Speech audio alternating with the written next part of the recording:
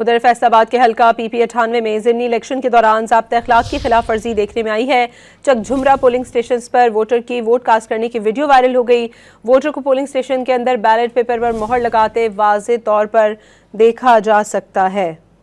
फैसलाबाद के हल्का PP 98 में ज़िमनी इलेक्शन के दौरान ज़ाब्ता अखलाक की खिलाफ वर्जी रिपोर्ट हुई है। चकझुमरा पोलिंग स्टेशन पर वोटर की वोट कास्ट करने की वीडियो वायरल हो गई। वोटर को पोलिंग स्टेशन के अंदर मोहरें लगाते हुए देखा जा सकता है।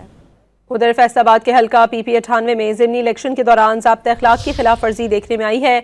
चकझुमरा पोलिंग स्टेशन पर वोटर की वोट कास्ट करने की वीडियो वायरल हो गई। वोटर को पोलिंग स्टेशन के अंदर बैलेट पेपर पर मोहर लगाते वाज़े तौर पर देखा जा सकता है। फैसलाबाद के हल्का PP 98 में ज़िमनी इलेक्शन के दौरान ज़ाब्ता अखलाक की खिलाफ वर्जी रिपोर्ट हुई है। चकझुमरा पोलिंग स्टेशन पर वोटर की वोट कास्ट करने की वीडियो वायरल हो गई। वोटर को पोलिंग स्टेशन के अंदर मोहरें लगाते हुए देखा जा सकता है।